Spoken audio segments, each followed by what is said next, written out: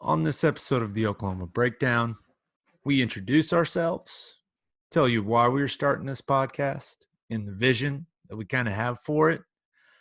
We react to the first round of the NFL draft with CeeDee Lamb heading to the Cowboys, with Kenneth Murray headed to the Chargers. We debut our winners and losers segment. We discuss Cliff Kingsbury and Jerry Jones flexing on all of us.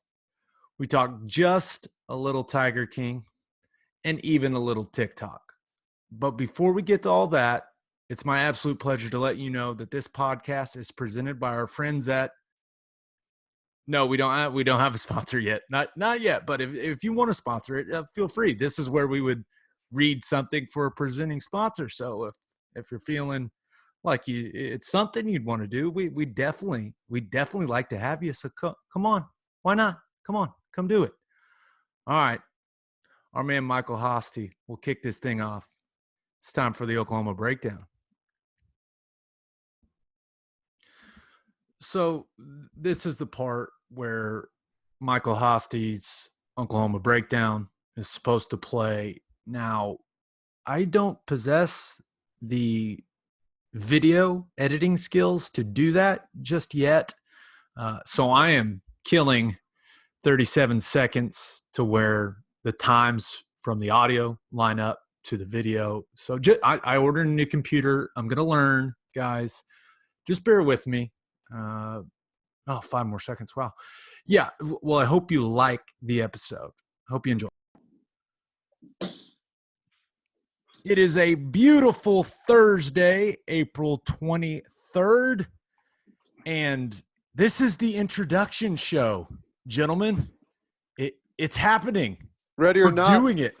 Here we go. We're doing it. Dusty, are you settled? You seem settled. Are you settled?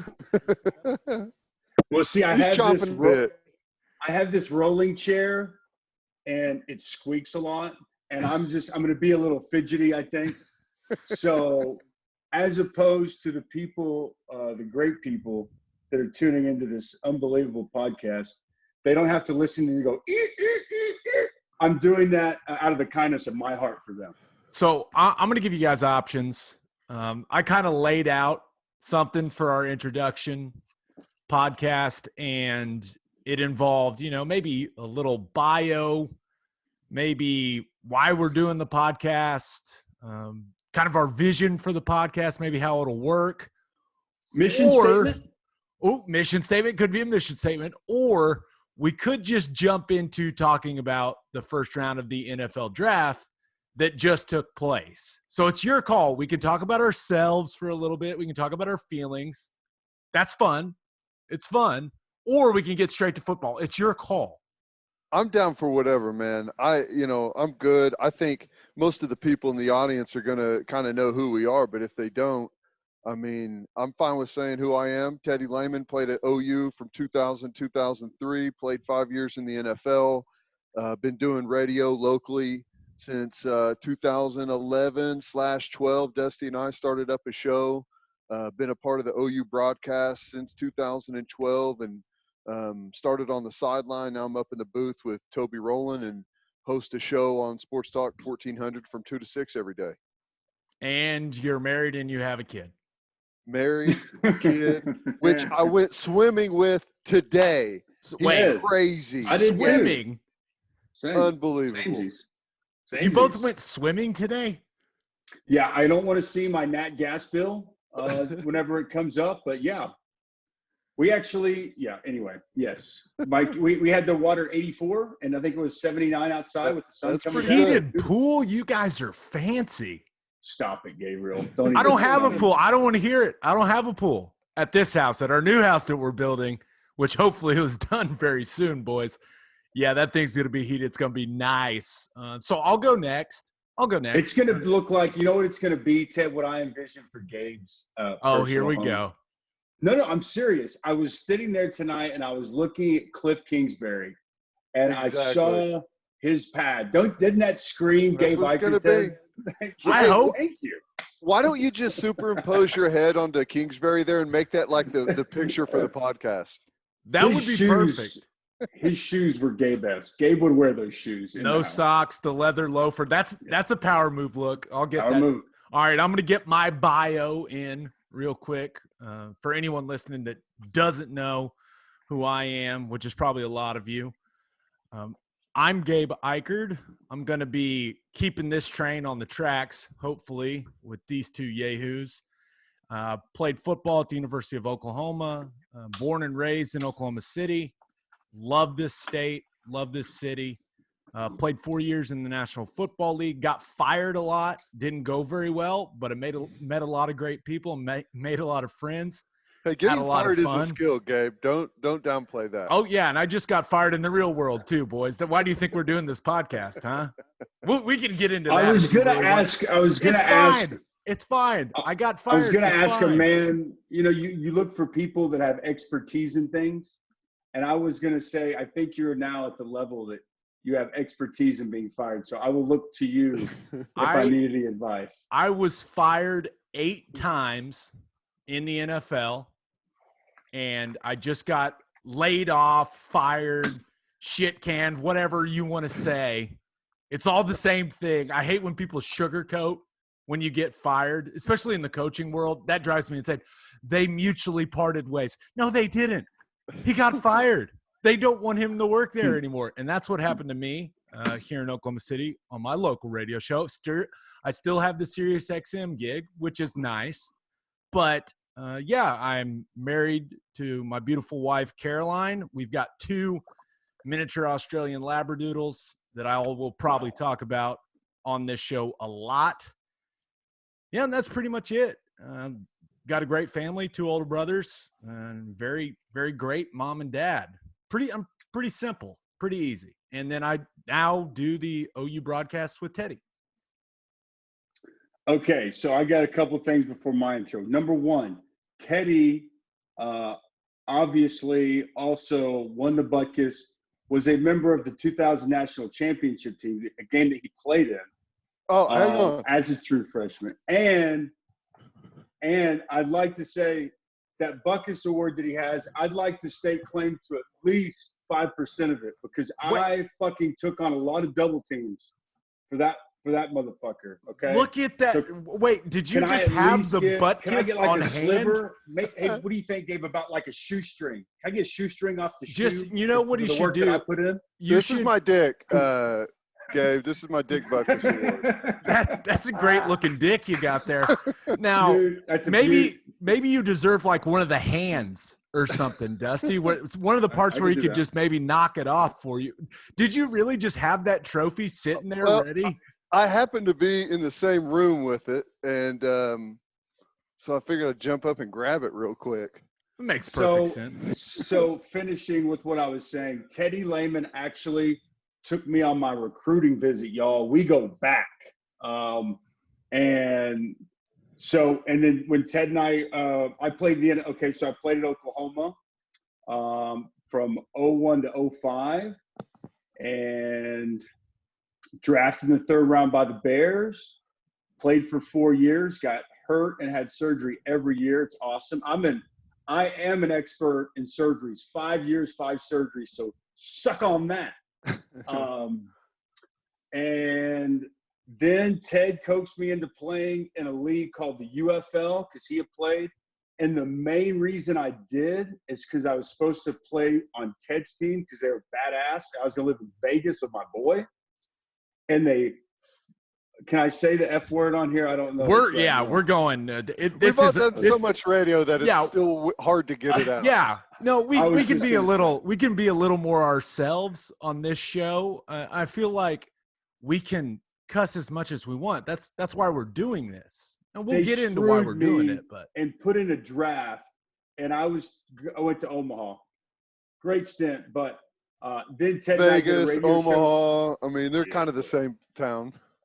We do a show together after that. Ted and I did a show together for about 4 years, and we did the radio broadcast together. And then I went to work for the Sports Animal, which I still work. I just started my 5th year.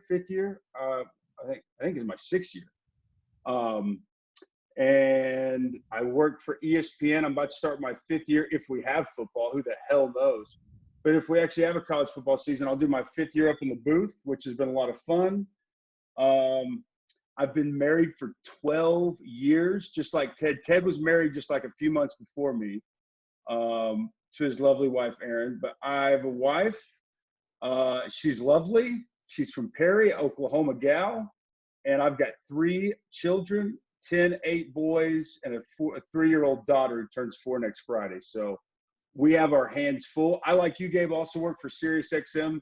I just kind of do it on the side, fill in here and there, and also work for News 9. So, I'm a man with many kids and many jobs. What can I say? And we're adding another one because this is going to be a lot of work. Hope you know that. I mean, who needs to sleep? It's fine. So I'm fired up. This is going to be fun. And I would just say for Gabe, interestingly enough for Gabe, when Ted and I first started doing the sidelines, Gabriel was a player. And I used to talk to Gabe all the time. Always get a quote from Gabe. Always. He was one of my moles, Ted. Don't tell anybody.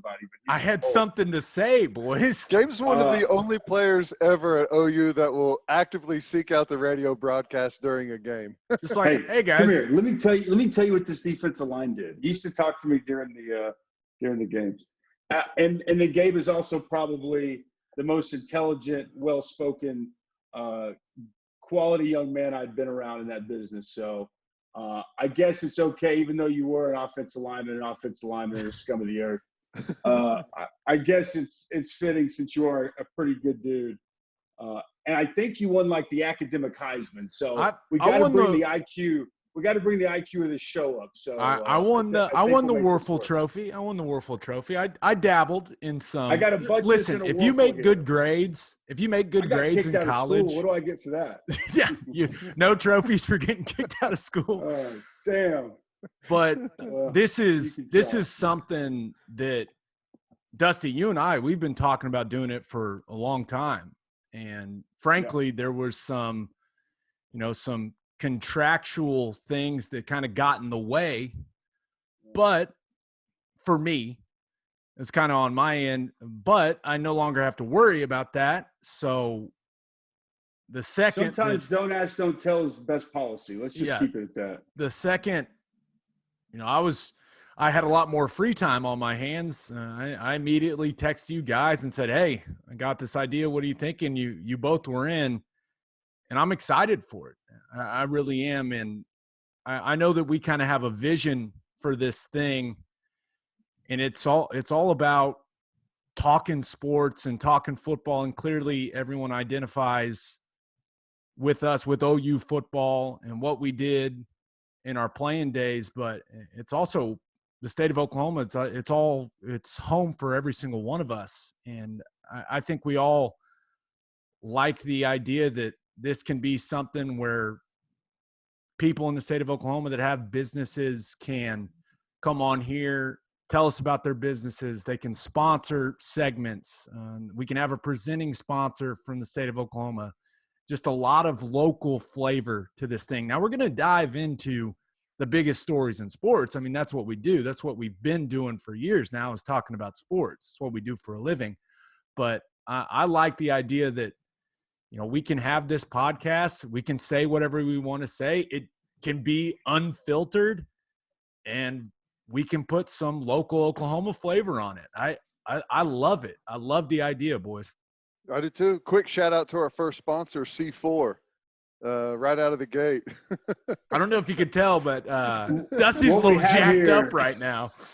What we have here is a naturally sweetened, zero sugar drink that is going to give you a little bit of energy. So, yes, thank you for the coffee berry, C4. It's lovely. It's lovely. Hey, in all seriousness, though, this has all been fun.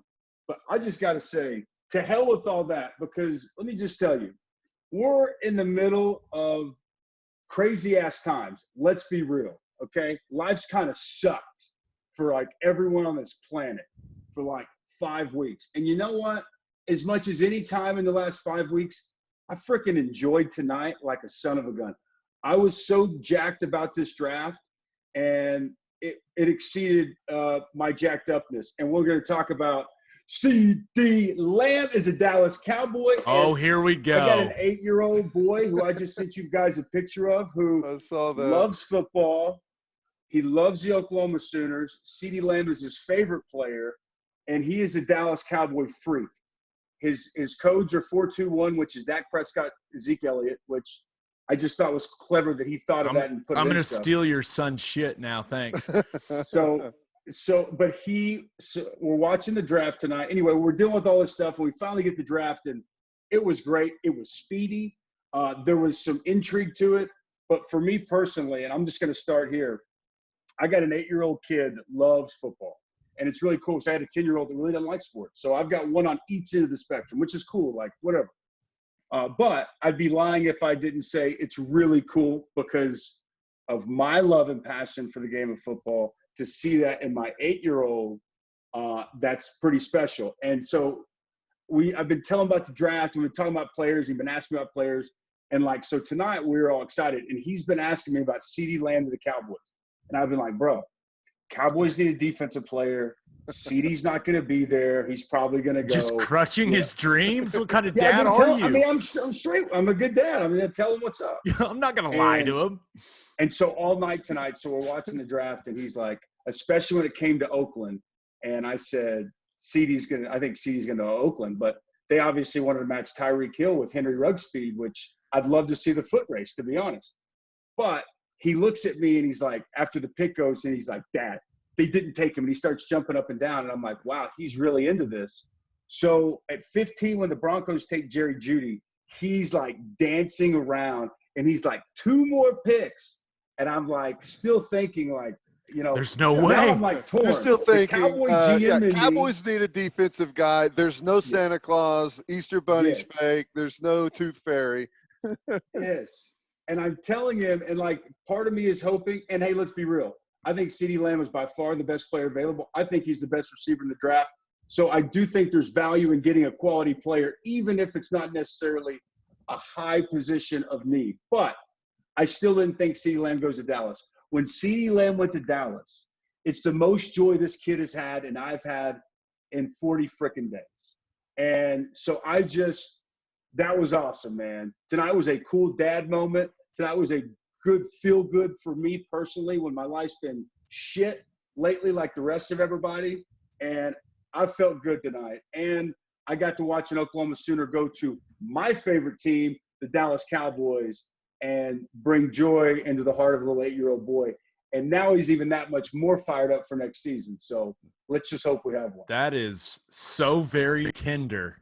That's so cool, very I wasn't emotional. trying to start tender. I'm just being real. No, I don't. It's cool. I like it. I'll tell you what's funny.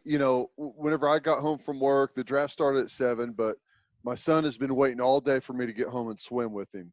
So we go out and swim. I put the draft on. I'm recording it on the DVR. But it's been a long time since there's been anything sports related on TV. Whenever I come in, and my wife, who could not care less about sports. I mean, football, basketball, doesn't matter, doesn't know anything about sports, doesn't care about sports. I come in, she's like, hey, you got to come check out the draft. And I'm like, wait, what? You're watching the draft? My wife is in bed with the draft on TV, watching it and dialed in. Couldn't believe what I was witnessing. Just like, wait, what is happening here? So CeeDee Lamb goes 17th overall to the Cowboys. I don't think they expected him to be there. There's no way they could have expected him to be there. I think a lot of Cowboys fans are OU fans. There's a big crossover there. And I like what they did. They went with the best player, just like you said, Dusty. Sometimes you draft for need, but I will never complain when a team drafts the best player available. And CeeDee Lamb was the best player on the board when Jerry Jones and the Cowboys were picking. Now, I am excited to see him on the opposite side of Amari Cooper. That could be a lot of fun to watch. They're loaded at the skill position, man. A lot of people give Dak a lot of grief about a bunch of different things, but you look at his numbers from last year, second in the NFL in yards passing. They did have some problems when they got down in the red zone, but they are loaded at the skill position spots. They got a tight end that can go. They've got 2 wide receivers now, one of the best all-around backs in the game. It's not as good as it used to be, but still have a solid offensive line. So, I mean, all in all, they're pretty good. They got the Belldozer. They got the Belldozer. CeeDee Lamb is a Cowboy for about 10 seconds, and he has the best catch of his career already whenever he snags that phone out of his girlfriend's Oh, my gosh. What was she doing? What was she doing? I don't know. Was she trying to? She doesn't want to see what's on that phone. He said, "Give me that phone, girl." Said, no. We're not that close. No. I thought that was pretty funny. That was very funny. Okay, so on my local show today, Todd Furman, Bet the Board podcast. I would say, of the people that talk gambling, I'd put him right there at the very top. He's very good. So I had him on my local show today, and it's interesting. He brought up CeeDee Lamb, and he said of all the prop bets of people that he talks to and that are that he knows are betting different things, that CeeDee was one of the most bet things, but it was the under, and the line was 12.5 of where he'd get picked. Wet in the beak. And he was all over the under, and he said a lot of people were. Like, to the point that it sounded like he didn't think it was crazy if he even snuck in the top 10, but definitely wouldn't get past 11 or 12, which I think most of us kind of thought. So I found that interesting. I looked it up, and, it's 5 draft spots because over under 12.5, that's where we all expected, 11, 12. For what the pay scale is set at, I believe it's 16.6 overall total guarantee for the 12 for this year, and it's 14.01. So 2.6 million real dollars. Don't know what the state income tax in Nevada is. Texas doesn't get zero. That's what I'm saying. Zero. So I don't know how that equates, but I think monetarily, I don't think this is a big loss. So like, for anybody that's going to say he really slid and he lost a lot of money, look, I mean, a couple $1 million, let's be real, it's money, but I don't think it's that bad. And I think that he's at a place where he's going to get great opportunities. He's got Amari Cooper on one side. He's got Michael Gallup, who caught 1,000 yards last year. He's got one of the best running backs in pro football behind him. He's not going to be a guy that defenses, look at and say, we got to take him out, which is going to open up a lot of things for him. So I think for a place that he's going to be able to go, have success, learn from other good veterans, I think it's a great fit for him. As a Cowboy, so, from that aspect, from CeeDee's standpoint, I think it's a great spot for him and a chance for him to have success early on.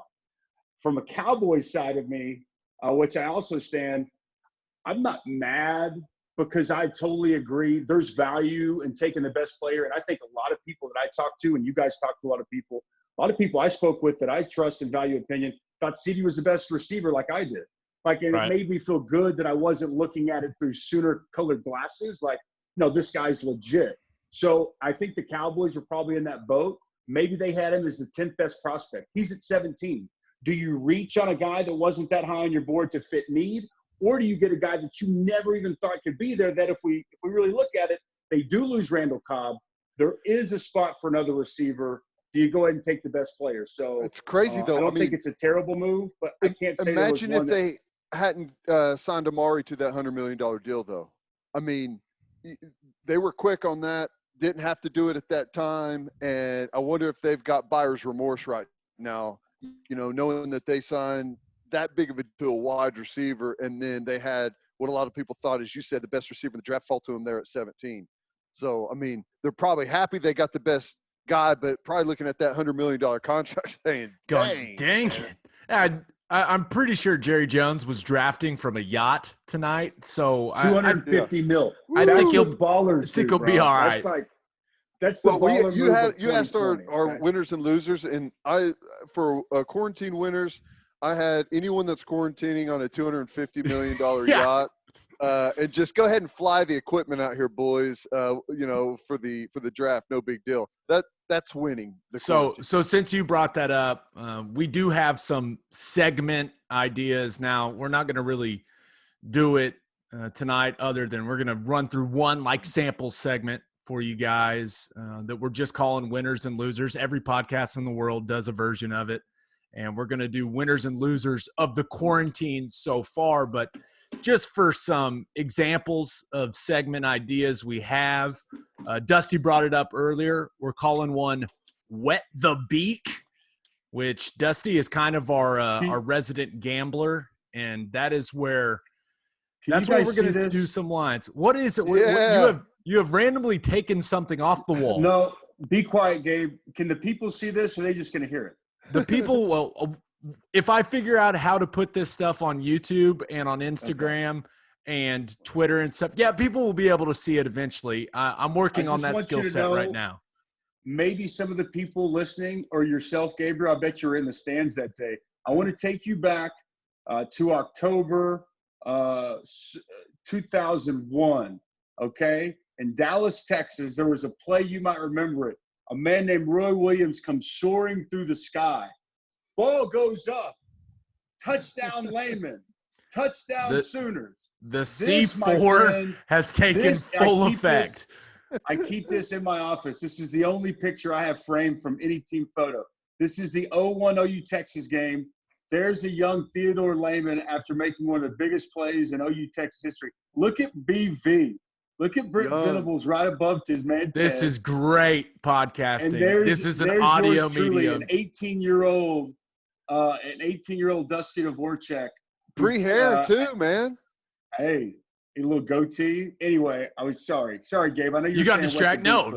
Hey, this is what this is for. We can go off on any kind of tangent we want, Dusty. Fort Gibson. No one knew about Fort Gibson in America, but they did after that day. I think it was Brent Musburger, right, Ted?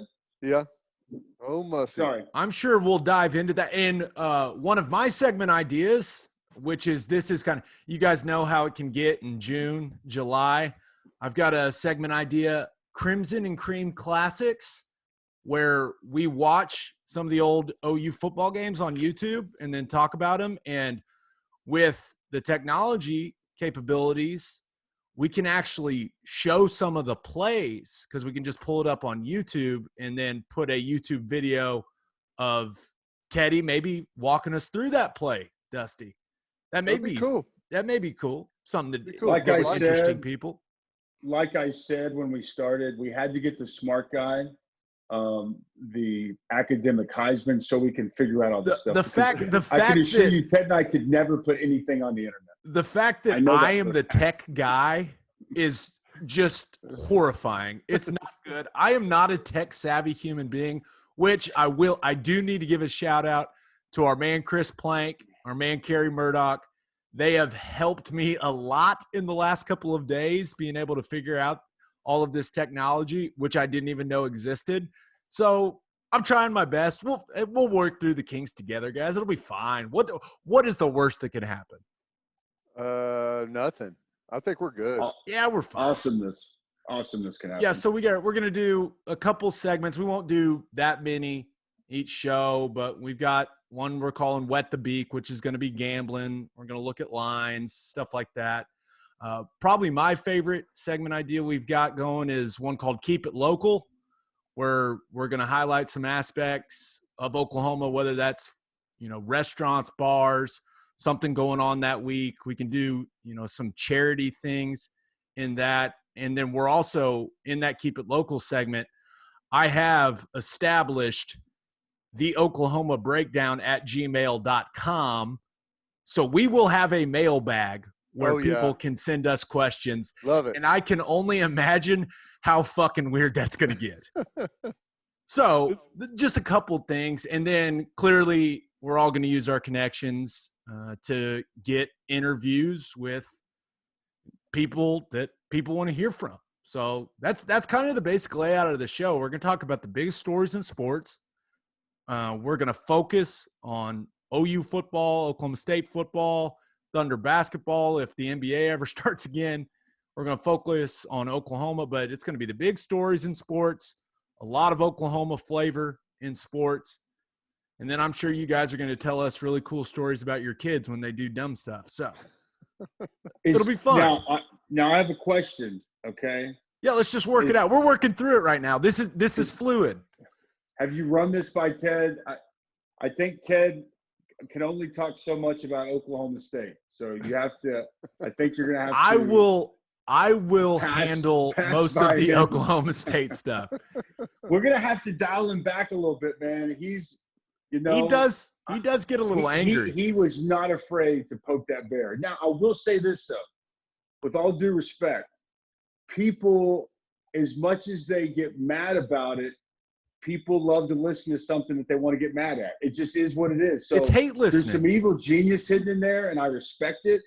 I don't know. I just want to hear from Ted, because he probably just took a big gulp when you mentioned we're going to talk OSU. Am I wrong, Ted? Well, he didn't say we're going to talk good about OSU. I said right? we'll talk about it. I didn't say. I can actually talk more about OSU than anyone. I can go on and on and on about Oklahoma State. Yeah, he didn't say it's going to be positive. Teddy, I'll just throw this out there. Mike Gundy set a May 1st deadline. Governor Stitt comes out. You know, he's reopening some things May 1st. Is Mike Gundy a genius? Maybe. Hey, I don't know. I mean, I guess there's still he's got a week. There's no chance. There's not going to be kids on campus. There's no way. No. Listen. I put a tweet out there, and it was sarcasm. There needs to be a font on Twitter for sarcasm so that stupid people don't respond to my tweets with. It wouldn't matter. That's a good point. They're still stupid. I mean, hey, stupid people are stupid. Can I That's a great point. I just want to say something. Until there's I'm tired of hearing people's opinion. Okay, I'm so sick of the president of Arizona, the guy at UConn, anyone that wants to try to tell me that decisions have been made, or, you know, we're not going to play football in the fall. We all know there's a chance you're not going to play football in the fall. But can we give it 30 days in May when we reopen part of the country and see what the hell happens? Now, can we just wait? Can we not freak everyone out? Because when we say that kind of stuff, I mean, if we're not going to have kids on campuses, are we going to have our kids in schools?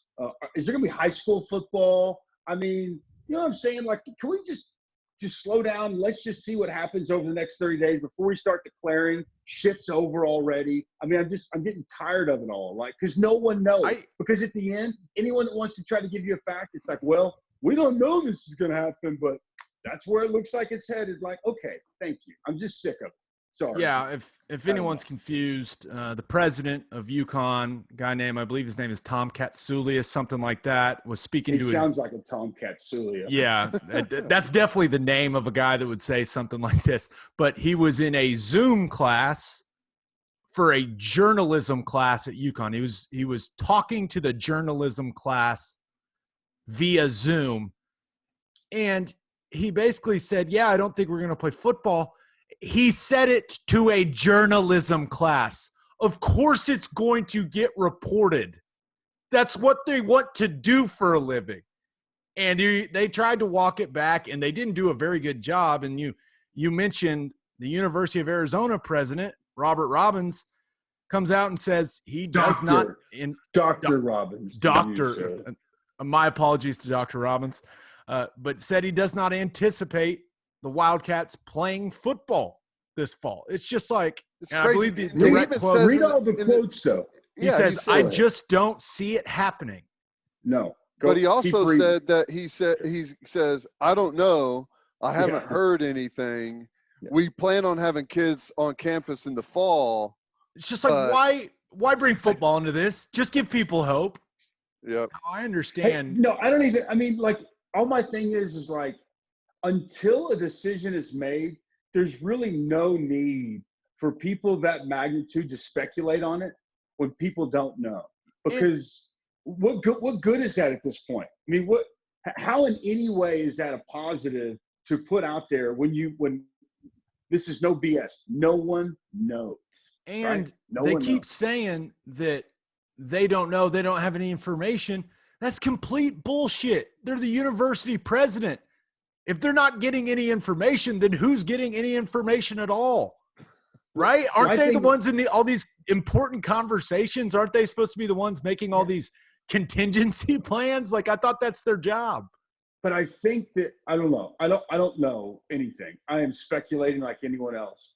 But how does anybody know if you're going to be able to have kids on campus yet in the fall? I don't think anyone does. That's what I'm saying. So, like, I do believe that they've got a lot of plans, preparations. I know I spoke with multiple college football coaches at different universities this week about plans of how they're going to reintegrate once they open up. Is it a 4-week plan? Is it a 6-week plan? Talked to a coach today that told me their coach told them that June and July, they're going to be working straight, and they're expecting to have kids on campus. They're expecting a pushback date at this point. What they're being told is, something, maybe October-ish, but they don't really know. And that's why I'm saying, like, it's interesting because I hear this on the presidential level. I talk to coaches, boots on the ground, as we all do. They're being told, and they're preparing as if they're playing in the fall. And I get that that's what you should do, but I guess I'm just saying that I think it's hard for anyone to have any kind of certainty as to what everything is going to look like on that scale, from kids on campus to 100 kids on a football team having a practice. We're about to come out of this thing locally and, more around the country here in the next few weeks. I don't know why everybody just doesn't say, let's wait and see what May brings us. Right. If May brings us devastation and kind of what maybe some people may think is going to happen and it turns bad, well, we have our answer. We have our answer, and it ain't going to be good. If we don't, and we come out of it, and we've learned more, we're wearing masks, and we're not touching, and we're abiding by rules, for most part nationwide, and we've got better testing, I don't know. Maybe we look at it and say, you know what? We can withstand this. And maybe there's some optimism and there's a better path. But at this point, as we sit here at the end of April, for presidents to be making those statements, I think it's a little bit irresponsible. Well, here's one of the reasons they're making those statements is universities, they're in a unique position to where they can't, like the NFL could say, we're plugging, we're going, we're playing, right? And anyone that doesn't agree with the plan, fans, whatever, it doesn't matter. Here we go. But college, they have to walk a delicate line, right? Because there's going to be a group of people that say, well, how can you force those kids to go play football? Because those kids make this school millions and millions and millions of dollars. Next question. Well, that's what. No, I know, but you're right. That's what they're going to say. Fallback. And if right now, if Joe Castiglione came out and said, our plan right now is we're gearing up to have the football team back on campus sometime this summer, and we plan on playing football this fall. Well, a lot of people are going to say, yes, that's awesome, but there's going to be a very vocal group that says, you don't care about dead people, right? So that's why they're not saying anything. You want to kill people. Right. What's wrong with you? That's the rebuttal right now. If you want to get back to doing anything normal, is you don't care about people dying. So that's the line that they're walking, and that's why a lot of them aren't saying anything at all. Hey, I got one more thought on this. I want to get y'all's thoughts on this, because I think, and I have nothing to base this on, but since we're on this podcast, if I'm offering up my opinion of what I think is a very real scenario, that the NCAA and colleges football programs are going to be pressed with, is if they do have kids on campus, but they don't allow fans. I was told that at Oklahoma, 80% of the revenue is at the gate, 20% is in TV money. I was also told person meetings at Ohio State, they make $50 million at the gate between concessions, parking, gate. So what do you think about if the NFL, like Ted said, they press on, okay? Because their revenue stream, I looked it up. I couldn't find any firm numbers, but it's more like 80-20 the other way.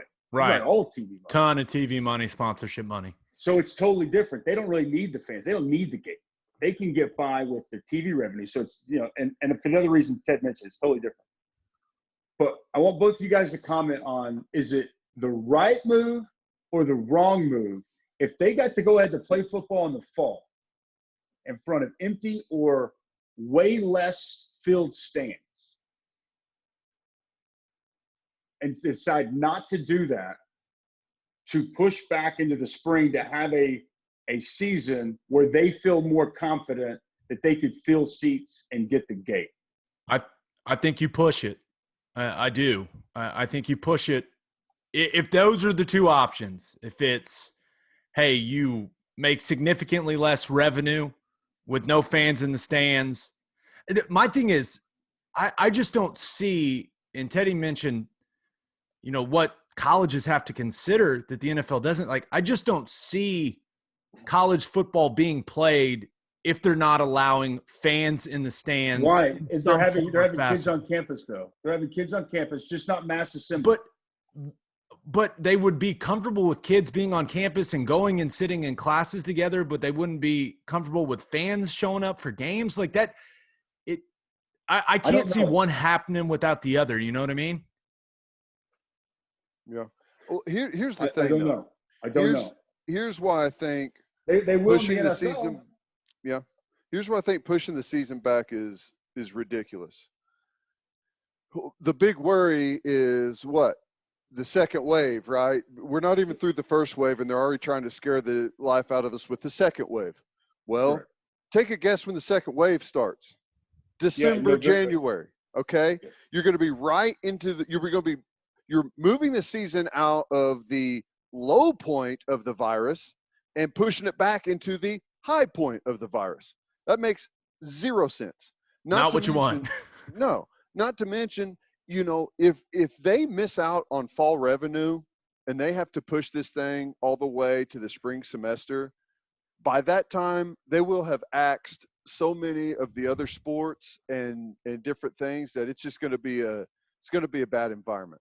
A lot of people will lose their jobs. A lot of businesses will fold. I mean, I know that a lot of people, maybe they get a little annoyed about how important football is in Oklahoma sometimes, but it really does fuel a lot of things. I mean, it's extremely important, especially to the economy of Norman. Like, football season is going to happen in my mind. Like, college football is going to get played. I just have no idea what the season's going to look like. I don't know what month it's going to happen. All I know is it has to happen, especially with what's going on with oil right now. College football needs to happen in the state of Oklahoma, boys. I agree. I'll tell you, the stuff looks better every day, though, man. It honestly does. The antibody test, it looks like that millions and millions. Yeah, let's bring some positivity. Come on. I mean, honestly, I think these are worst case scenarios, and there's a chance that they could happen. But I really feel like Dusty said, let's see what the month of May brings, and I think it's going to be a much better situation, just a couple of weeks from now. It's going to be more clear, I think, too, just what we should anticipate. Last thing I'm going to say about if that scenario that I mentioned happens, like, what months did this thing start this year here in America? March. Well, the first death in California was February 6th. So so January got here in late December, January. I think the answer to that question is we don't know. And so, but here's my other thing. If you can't have fans and stands in the fall, and you still know you're not going to have a vaccine in maybe a even higher, time that it would spread, a more peak season for the virus, why would you think that you're going to have fans in the stands then? That's what I'm saying. I mean, that doesn't make any sense to move it back. So you push the season, and now you've completely effed everything up. If there are other sports, you've now run football into basketball. You've now completely changed your television partner's calendar. You've left them with nothing to put on the air for that time. And then now you're going to ask them to completely change their model that they have for the spring. You're not going to probably get the same compensation from them. And then again, there is zero guarantee that you're going to have fans in the stands at that point. I just feel like passing the buck is to hope that it's better later on down the line. That could be problematic. I guess what I'm saying is I would say that, as crazy as it would sound, either empty stadiums or way less people in the stadiums. If you could get that in the fall, I still think that, even though I know what you'd be losing at the gate, and I know it's hard to fathom that, I just don't see why you would think it's any better 4 or 5 months down the road than it would be at that point. And then you're going to be in that same spot, and you've completely ruined the college football season. Now you're going to have kids, great players, that aren't even want to play because they're going to be ready for the NFL draft. Because the NFL has to change this schedule. Yeah, and then how does it affect the 2021 season? If you're playing in the spring, are you going to play in the fall of 2021? Also, like, that's what everyone says. I hear people say, like, oh, these kids do it. They go from – I hear people say, oh, well, they go from having a season, get a few weeks off, go into winter conditioning, and then, a few months later, like they're already playing. It's not like having a full effing season. And anyone that says that is stupid. And that also, I'm sorry I'm going off on a tangent here, but you want to talk about this whole thing really taking any type of fluff off of that. This is a business, dog. College football is big business. And then those kids, they're the laborers. And we are seeing very clearly that that's what matters, the money. It ain't about the love of the game or any of that. This is all about making money. And it really, if you look at it, it's professionalized college football more so than ever before, because now we have head football coaches, we have athletic directors, we have everybody telling us daily how important financially college football is to everybody. Yeah. I mean, it's extremely important. And it's important to me too, because I have a lot of jobs at the Penn. Yeah, no, I already lost one job and I'll lose the other two if there's not a college football season. So I would really like if college football happened at some point. That would be great. Okay, I feel like we've really killed the mood, and we haven't talked about Kenneth Murray going 23rd overall at all. So, Teddy, your boy goes 23rd. They trade up to get him, give up quite a bit to go up there and get him. Anthony Lynn was the running backs coach in Buffalo when I was playing for the Bills. He is an unbelievable guy. Gus Bradley, the defense coordinator there for the Chargers, he was my coach at the Senior Bowl. Kenneth Murray and his energy and positivity, I don't know if – can there be that much positivity in one room when you put Kenneth Murray and Gus Bradley in the same room? I mean, oh my gosh, it's going to be ridiculous. No, that's a perfect match, man. Gus Bradley, he's fantastic. He was my linebacker coach in Tampa Bay whenever I was there. Absolutely loved that guy. He's fantastic. And I think it's a great situation for Kenneth Murray. I mean, they got some great pass rushers up in front of him. Bosa's there, Gordon. So, I think it's going to be a great situation. He'll have a chance to go in there, compete for a starting job right away. And, I mean, he can run, right? And coaches can do, they can do stuff with a player that can run. That's the perfect place to start. He's going to have to get better at the point of attack. He's going to have to get better, going up against some of those bigger offensive line at that level. But he's going to be able to run sideline to sideline. And in that division that he's in, that's going to be a big benefit. And he's going to have an opportunity to find himself on the field right away. It's going to be really interesting to see if he starts day one. You would imagine you take a guy in the first round, especially with Gus Bradley as your defense coordinator, a defense that is based on speed. You would assume that he's going to be there week one, whenever week one may be.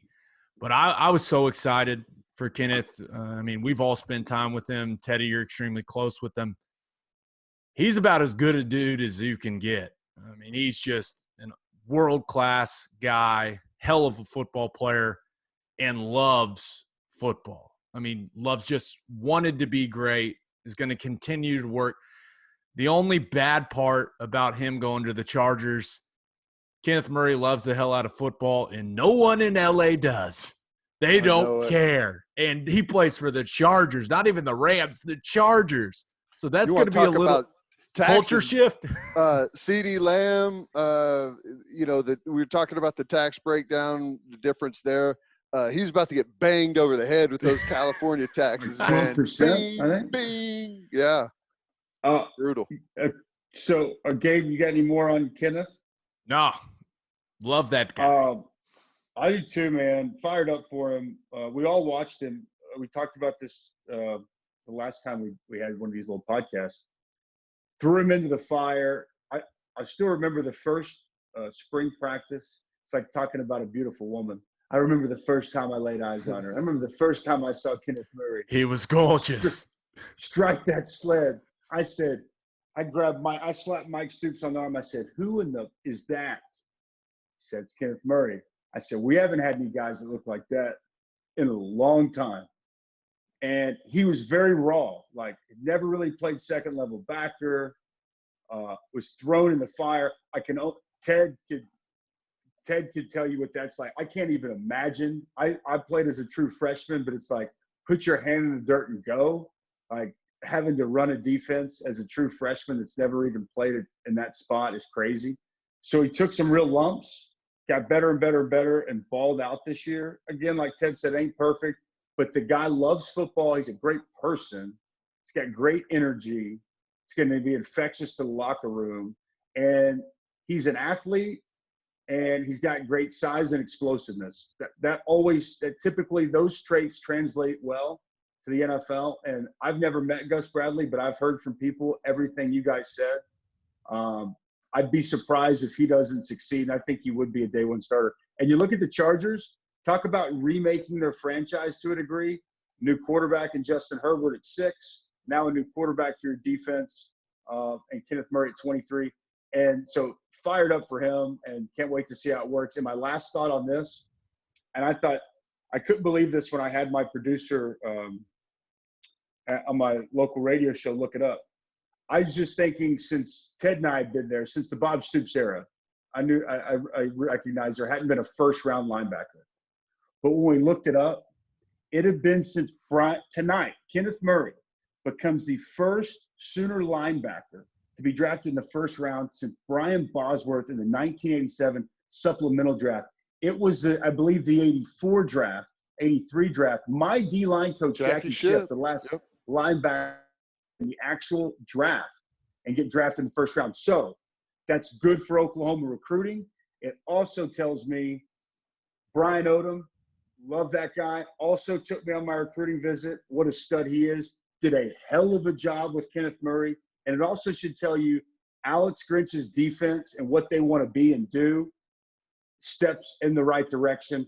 First-round draft pick. Again, he was under the other regime, but this year allowed him to, take it to the next level. And not that that's going to win you any battles, but when something hadn't happened, and how long is that, boys? 33 years, and we've been starving for big-time defensive front seven talent. That ain't going to hurt nobody. So as great as it is for Kenneth and the Chargers and all that, it's also a big night for Oklahoma football and this new defensive coaching staff that has come in. And Neville Gallimore is going to go tomorrow. I mean, when was the last time, 2 front seven players had gone in the first 3 rounds off an Oklahoma defense? So all that stuff to me is very positive when you look at what Oklahoma's doing with this new regime. Yeah, and it was a lot of fun watching a couple OU guys go in the draft tonight. Also a couple other Big 12 guys going in the draft. Jalen Reagor going to Philadelphia at 21. I think he was criminally underutilized at TCU. I believe I said Sonny Cumbie should be prosecuted to the full extent of the law at one point in time. But I loved that pick for them. Now, a couple other takeaways from the first round of the NFL draft. 5 Big 12, by the way. 5 Big 12 players. That's good. That's good. 3 on defense. Jeff Gladney, 2 on defense. Good corner. Dave Gettleman, the GM for the Giants, he was wearing a mask, a protective mask, when he was by himself in his own home. What the hell was he doing? Basement. I saw that. I was like, at first I thought it was like a joke, like it was a goof or something. I was like, I don't know how I feel about that joke right now. But then I was like, no. And he struggled to get it on his face. Yeah, it was complicated for him. I felt bad. I was like, what is this man doing? I was just confused. He is in New York. It's a different world up there right now than it is here. But how about the Packers, dude? How about the Packers going up to get a quarterback? Aaron Rodgers to Aaron Rodgers. I'd be so pissed if I'm him.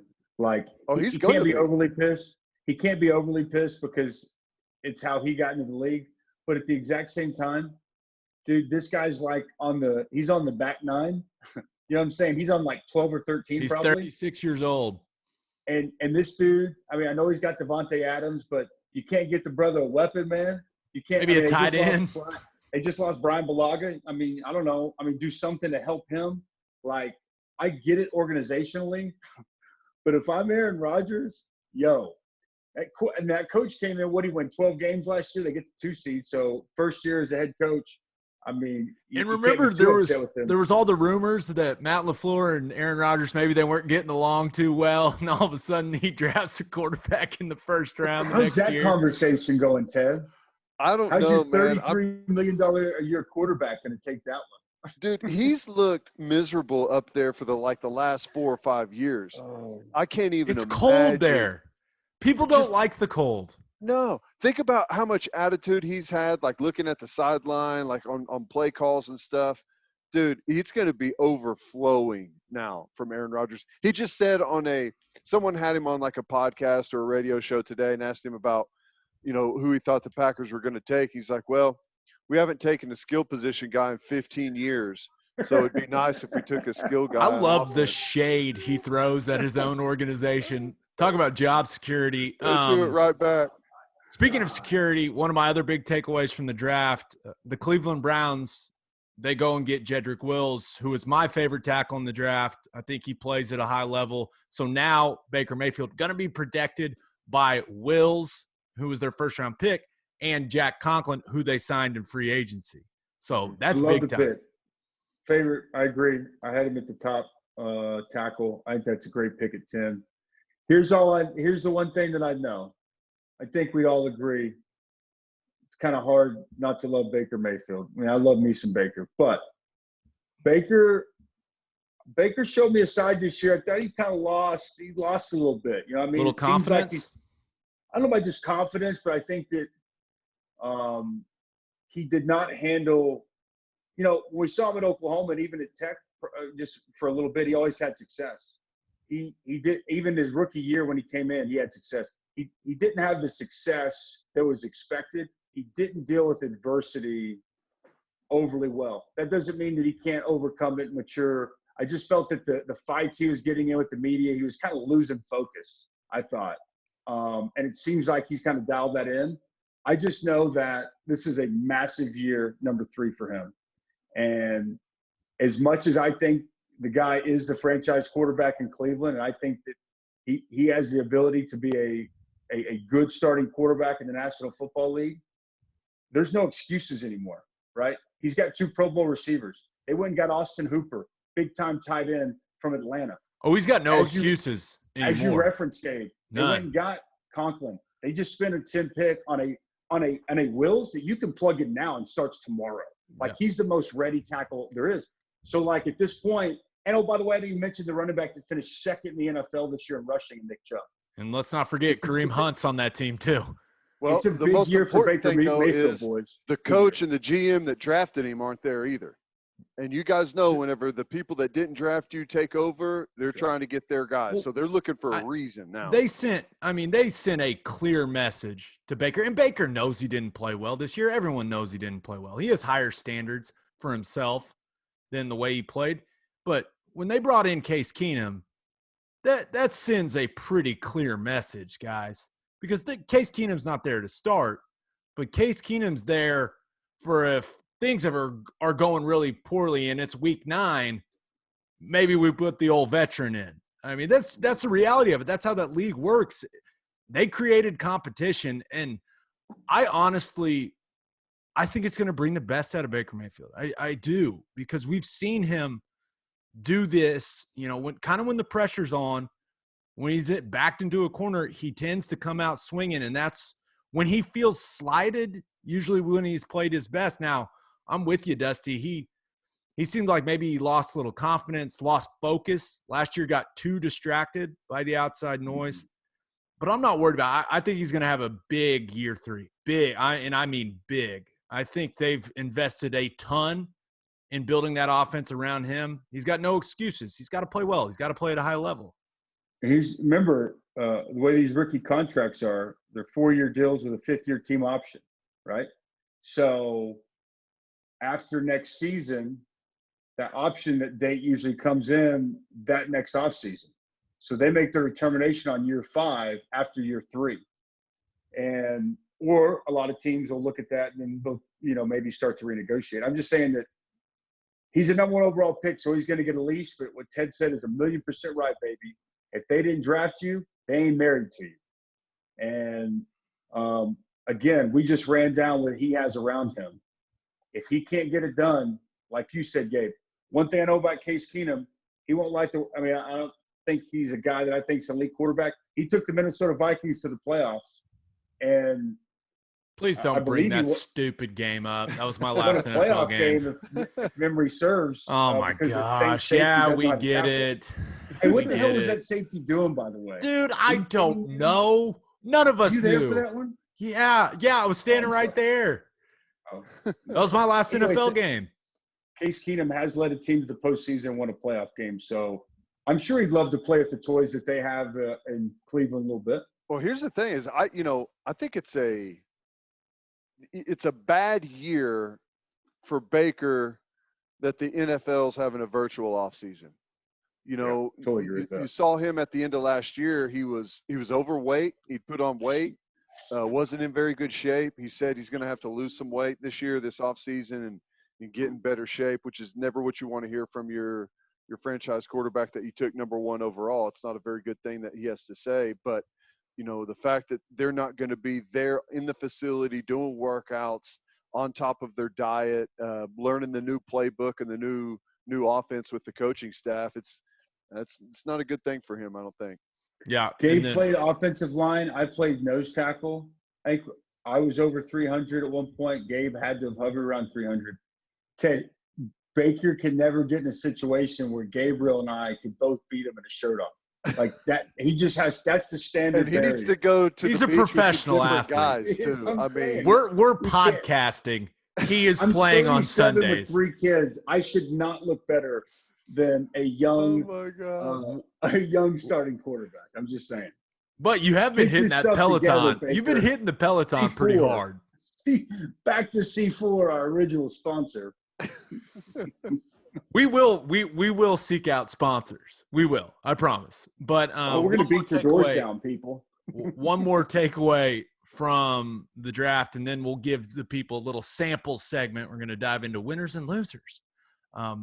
Did you guys see Mike Vrabel and all the shit that was going on in the background? What in the world was going on? What? First of all, who are those people? Those human beings are too old to be his kids.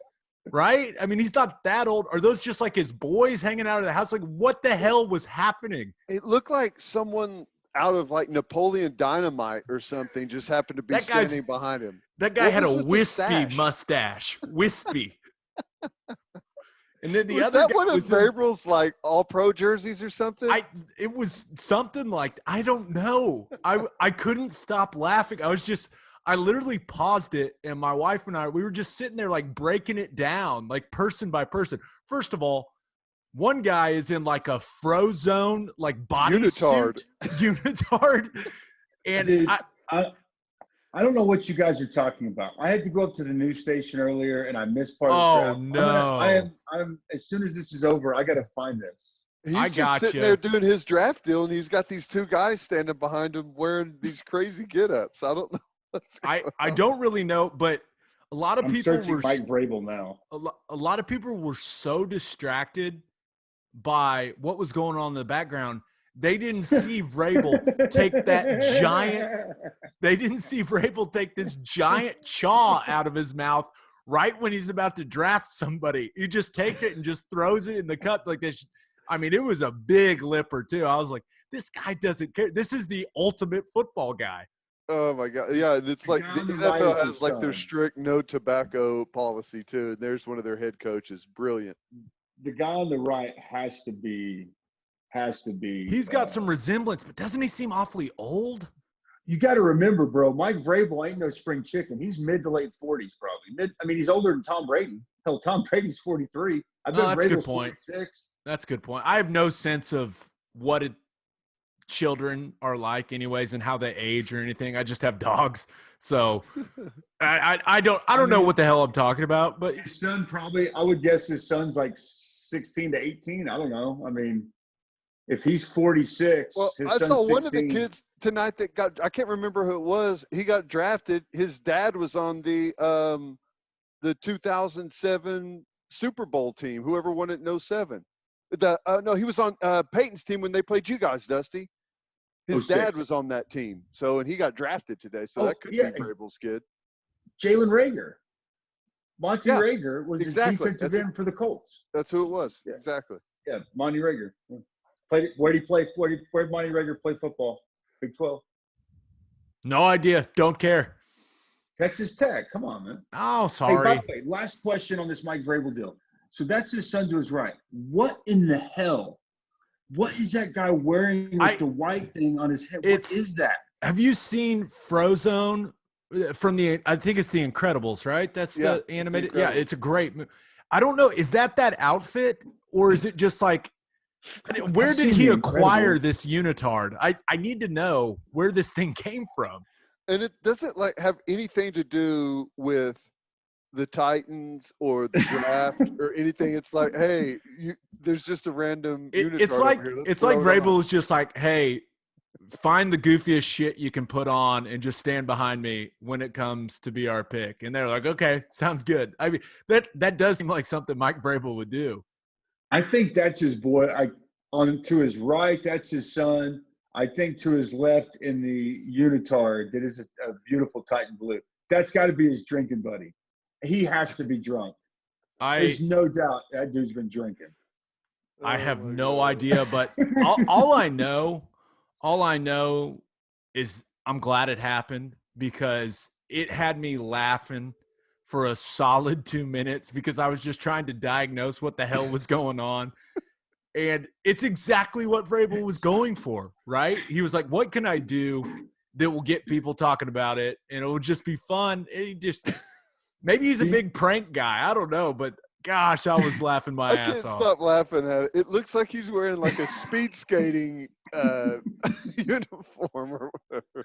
I want that for Halloween. Hey, do you guys remember the story before last football season, what Mike Vrabel said in that interview? Oh, yeah. So that was on his dick off. Yeah. He said he cut his dick off to win a Super Bowl as a head coach. That was on Taylor Lewan and Will Compton's podcast, Bussin' with the Boys, right when they had just started up. And Lewan and I were very close when I was in Tennessee with the Titans. And when I saw that, I was like, you slept in his bed? Oh, yeah.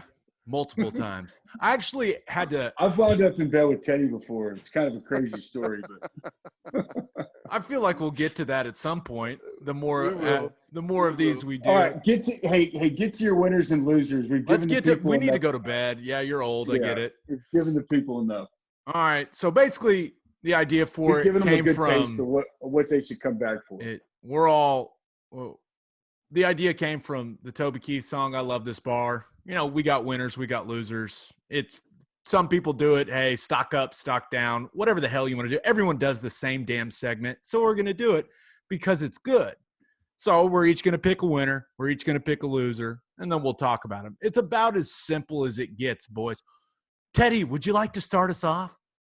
Well, yeah, for my winner, I said it earlier, if you can quarantine from a $250 million yacht, that's about as winner as it gets.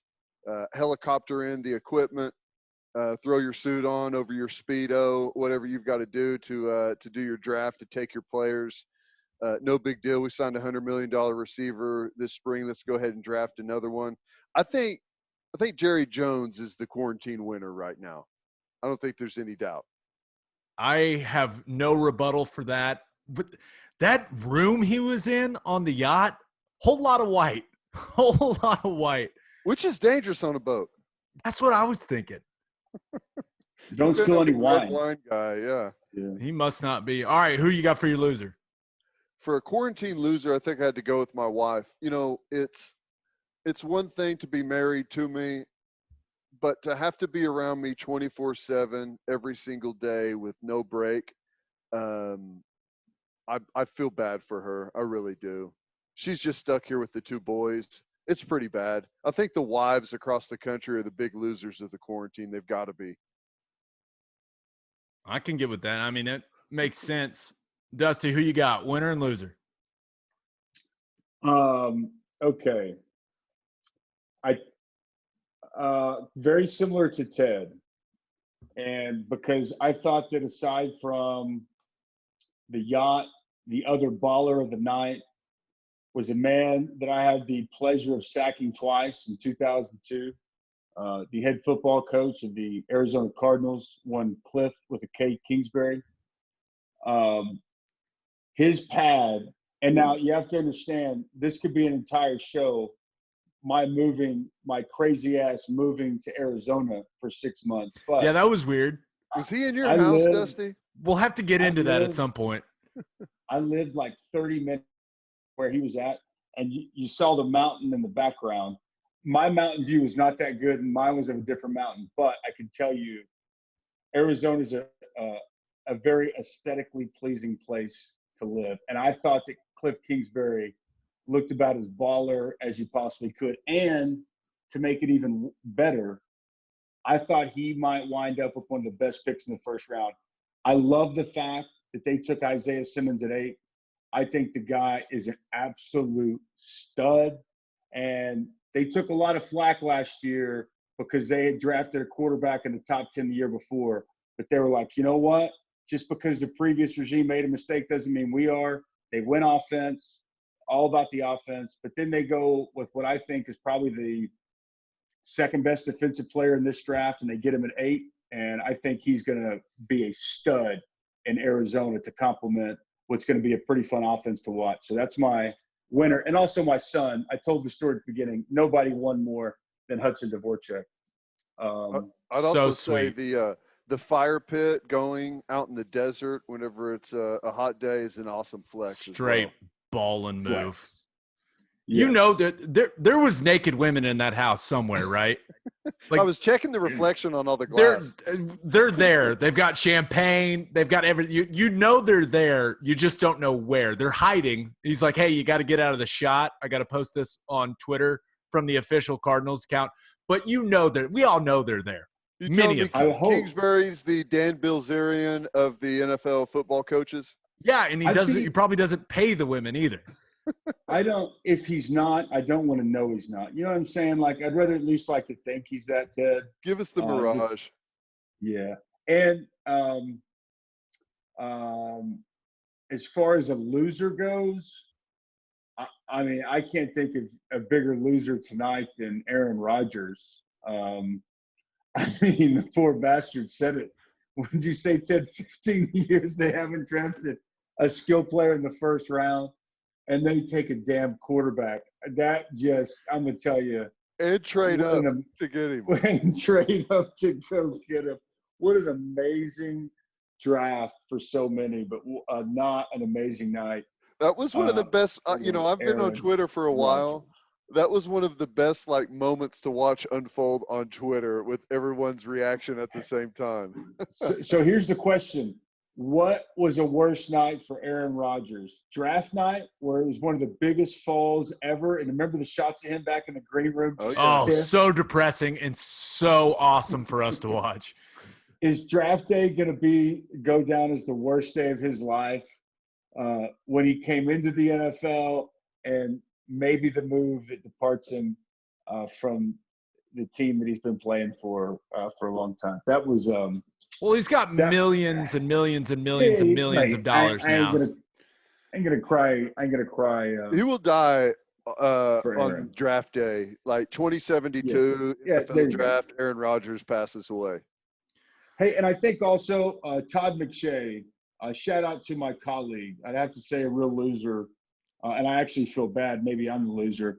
I shot Todd a text like last Tuesday or Wednesday. Asked him to do feel like a real jerk, by the way. Had no idea I had the coronavirus. Shot him a text last week. Asked him to do a Zoom thing for me for television, and I was kind of like, man, I can't. Todd always gets back to me. I can't believe Todd didn't get back to me. And then I saw today that he had a coronavirus. This is like him and Mel Kiper. This is their Super Bowl.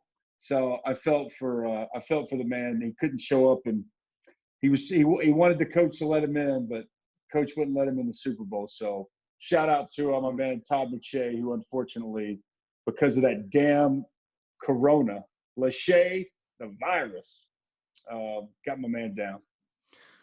All right, I'm going to go big winner tonight. Big winner tonight. One of my favorite players in the Big 12 Conference. One of my favorite players to watch on offense or defense last season until he hurt his shoulder. Jordan Brooks from Texas Tech. I mean, when you looked at the mock drafts, he was all over the place. Late first round. Some people had him in the third round. Some people had him mid-second. Like, no one really knew where this guy was going. And he gets to go to Seattle and learn from Bobby Wagner, who is arguably one of the best linebackers to ever play this game. That is one hell of a situation for Jordan Brooks. And I feel like that puts him in a great place to succeed. It really does. I was really happy for him because I think he's a hell of a player, Teddy. No, he is. I think he's, and he can play multiple spots. He's a rusher off the edge, but if they need him to be an inside guy, I think he could do that too. But no, it's going to be a great system. There's a good defensive line there that he can play around. So, and like you said, it always means a lot to go in and learn from the best, see the way he prepares, see what he looks like on film, get some tips and tricks from him. So yeah, I think that's a good spot. He's a baller, dude. He really is. Now he's got some stuff to him. Now, the vision was kind of for this to be winners and losers of the quarantine. We turned it in winners and losers of the NFL draft, which I like, but my loser it's fine. Hey, this is our first time, guys. We'll get better. It's fine. Okay. Yeah. But my loser, I am going to stick to the quarantine theme. I was trying to pick between Carol Baskin and Jerry Krause, which are the two most talked about things, right? Tiger King in the Last Dance documentary. So I'm going to let you guys pick. Which one do you want me to talk about? Jerry Krause, who comes off as the smallest, dumpiest nerd that all the Bulls just dunk on all the time with insults, or I'll go with Carol Baskin because I was about to say, I think Cross got it bad enough from Pippen and Jordan, and he's passed away at this point. Yeah, so. He can't defend himself. That's a good point. let's go on Carol Baskin. She's still living. Let's just start here. She definitely murdered Don Lewis. Like, there's no doubt. She murdered that guy and fed him to a tiger. And if someone's like, oh, wow, you're still talking about Tiger King. Yeah, it's still like the most popular thing on the planet right now. Well, here's the thing. I mean, she's a loser just for the sole reason of during the quarantine, there was a murder investigation reopened, against her. So point blank right there, she wins it. Yeah, no one, you really don't want someone thinking you're a murderer. And we all walked away from that show going, that lady definitely killed that guy. Not only did she kill him, but she fed him to her tigers. Wow. Hey, the music video in that documentary. Oh my gosh! Here, kitty. By the way, of the crazy lookalike Carol Baskin that they found, which is remarkable. Her feeding the thinly sliced pieces of her husband to that tiger was some of the best damn television I've ever seen in my life. I'll tell you, I've seen a lot of like the cringiest things you could ever imagine, but his eulogy that he gave in that show was like awful. I was like, please turn it off. I can't watch this. I wanted to crawl into a hole. It was horrible. What did he call his late husband's testicles? What were they? Golden nuggets, I think. That's what they were. With his mother sitting right there having to listen to it, brother. He's talking about how he like rubbed his balls on his face. I'm just like, dude, this is a funeral. And then he starts singing. He performs at the funeral. It's just unbelievable. Now, hopefully our man Joe Exotic. Do you think he hit the mom with a charge for a performance fee? That definitely wasn't free. I was saying. Hey, have you guys done the TikTok yet? Yell on. I probably sound like an old man. Have you done the TikTok? I did one TikTok, and it was because my sister-in-law made me do it. But I've only participated in one. I have refused to download TikTok because I already spend way too much time on my phone and my iPad anyways between Twitter and Instagram. I can't add another social media, guys. I can't do it. That would just take too much time. It's impossible. Let me tell you guys something. If this is a blood bank guarantee, whatever you want to call it, you will never see me willingly video myself dancing and upload it into the internet ever. That would like be the perfect punishment for me. Okay. So I will never do that. So this quarantine, we agree, has done some weird shit to a lot of different people, right? No doubt. Are you my wife, it's like, I think she's like a 16-year-old girl at times. She's on on some of this Instagram crap and this TikTok, man. She's like always watching these videos, and she's forced myself and my kids to make some of these videos. Some of them I have to admit are pretty funny, but I don't have it here, Gabe. I won't put it on my phone, but she's always putting this stuff in my face and showing it to me. And but there's one, and it's Carol Baskin. And it goes, I'm going to attempt this. I may butcher it, but I'm going to attempt it. It's pretty good. I may actually have it on my phone. I'll send it to you. But it goes, Carol Baskin killed her husband and whacked him. I have seen this. It didn't happen. Fed him to tigers. They snack him. Carol Baskin. You clearly love that one. I love that you love it so much. Is that the one with the little kids doing it, and the girl comes up behind the first kid and like slits his throat? It's terrible. I don't know. There's probably a gajillion of them out there that people do, but anyway. So TikTok's taking over the world. It really is. And Carol Baskin has as well. Hey, did you guys ever go there, by the way? Because I never went. Did you ever go?